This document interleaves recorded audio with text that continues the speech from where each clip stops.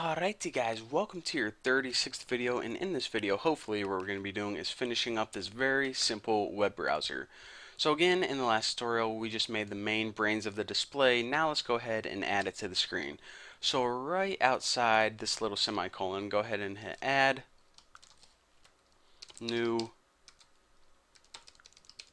scroll pane, and just go ahead and stick display in there.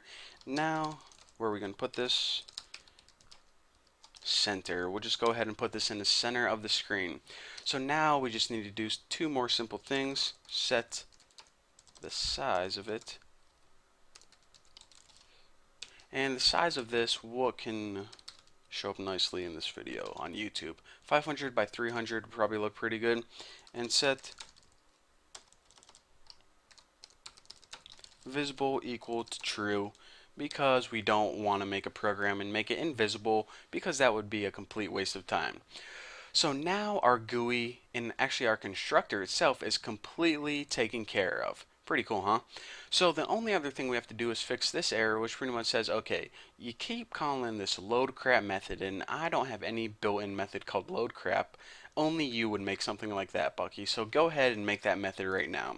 So again, like I've been saying for the last, I don't know how many, 2 tutorials, loadCrap is basically the method that reads an HTML file or whatever URL you're pointing to, and it displays it on the screen.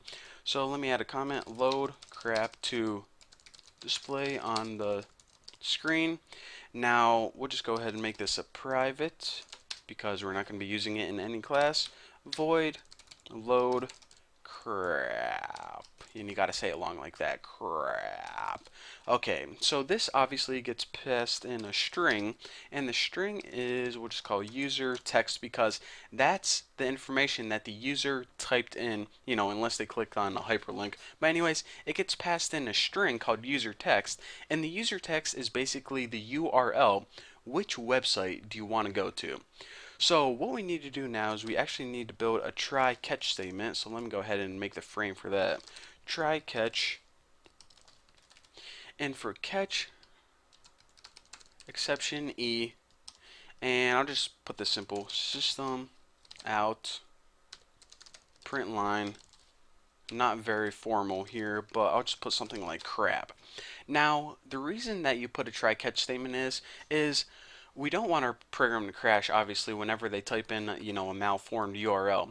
So if they type in a proper URL like http://google.com, then the program's going to run, and this code right here is going to execute.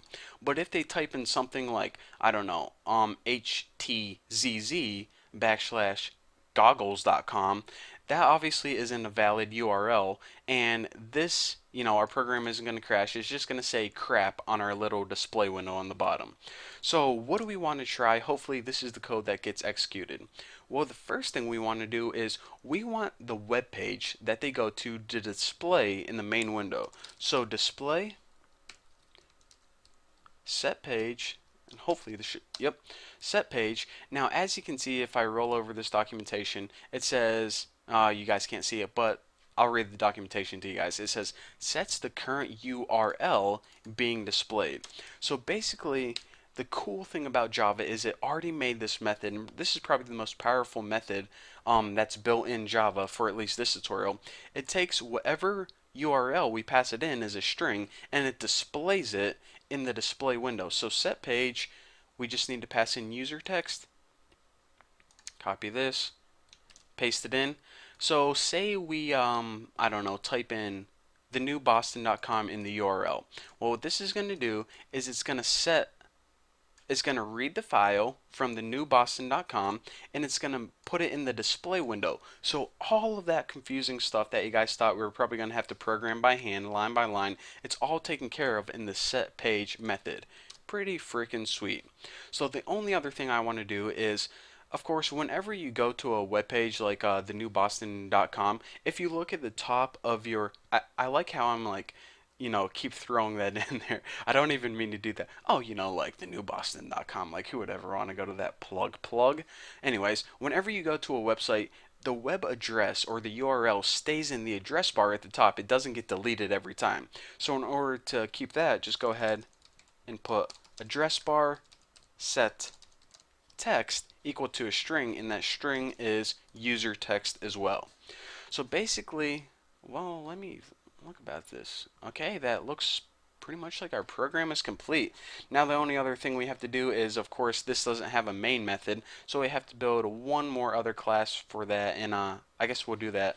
Well, we'll do it in this tutorial. So let me go ahead and talk you guys through this one last time, and then I will go ahead and build my main method. So we inherited, excuse me, we imported everything and we inherited from the JFrame class so we can just make the GUI. Now the GUI consists of two main things: our address bar at the top and the editor pane, which is gonna be the main big display where all the contents are gonna be displayed.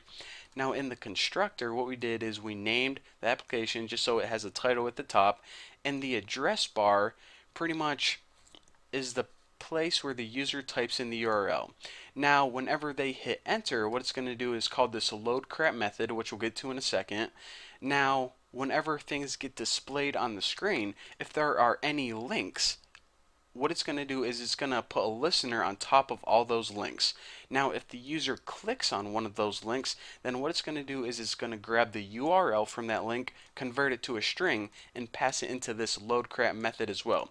So basically, you can pass URLs into this loadCrap method in a bunch of different ways, either by clicking a link or typing it in manually. But anyways, once you do, it gets passed in, and then pretty much Java takes that string and passes it into set page, which takes that URL and displays it on the screen. So this is pretty much the most important line in your browser. Without this, it's definitely not going to work. So now what we need to do is actually go ahead and make a class that can run this. So let me go ahead and make a new class. So new class, and what do we name this one? Read file. So I'll just put like read file. Why can't I capitalize the freaking F? File main, and I might as well go ahead and add my main method in there. Okay, now you're just messing up. And go ahead and hit finish. Get rid of all this crap. And get rid of all this crap too. Tighten this up a little bit. That's what she said. Alright, so now the only import we have to make right here is... Actually, I'm going to go ahead and steal it.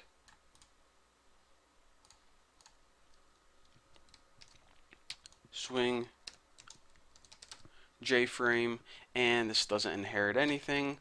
So what we need to do is just make an object from read file so we can, and I'll just name it something like read file dude, because it's like dude, read my file. So read file dude equals new read file. So now we can use all the crap in the read file class. So dude, not did, dude, set default close operation to J. Okay, my freaking computer is going crazy. To J frame exit on close.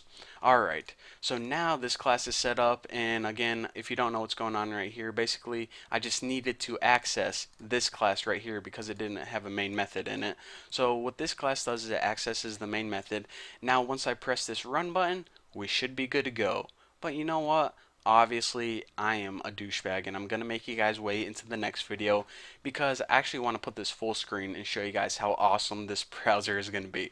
So anyways, thank you guys for watching. Don't forget to subscribe, and I'll see you guys in the next video where we're going to be testing out this bad boy.